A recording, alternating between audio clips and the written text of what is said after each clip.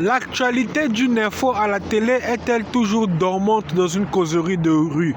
Oui, c'est ce que l'on voit de nos jours.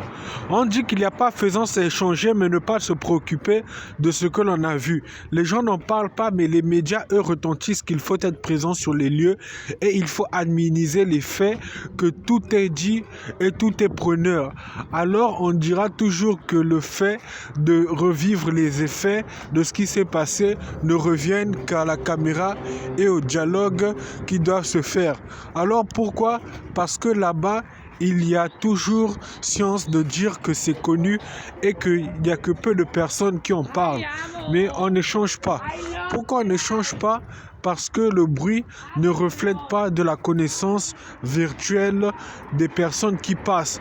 Mais ils sont exténués et ébahis de peur parce que ça peut être autrui et alarmant ou tranchant ou inquiétant, ou cela peut être une riade de rire ou de Josek de calibre à faire des joules de rire pour dire plus tard que ce n'était pas important, mais cela attirait des soupçons de voir les personnes qui en parlaient.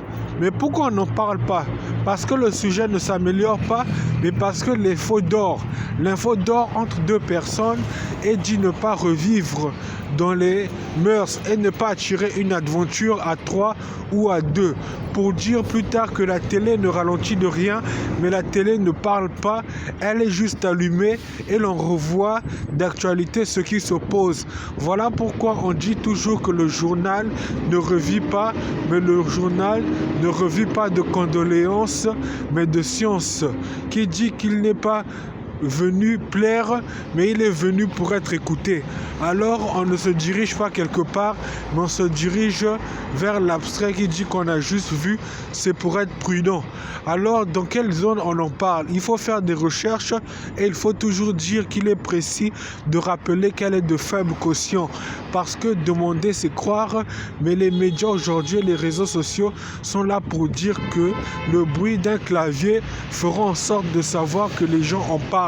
Mais oralement, on n'en saura rien. Alors, comment se défaire de ces mœurs? Il faut tout le temps s'approcher de quelqu'un et ouvrir le sujet pour voir s'il est à la une de tout ce qui s'inquiète sur le sujet ou pas, pour dire que le sujet se réveille et que l'inquiétant est de dire que tout fable avec les merveilles du dialogue qui vont commencer, pour plus tard défaire les choses qui diront plus tard que le sujet somnole pas, mais il passe à une autre personne qui sera rapporteur, parce que le secondo dira toujours j'ai écouté et je dois revenir là-dessus avec une autre personne. Voilà pourquoi dans les quais de tasse on note aussi le faible appui de vente d'un journal qui dira toujours que cela n'est pas intéressant, mais cela ne calcule en rien ce qu'on essaie de dire.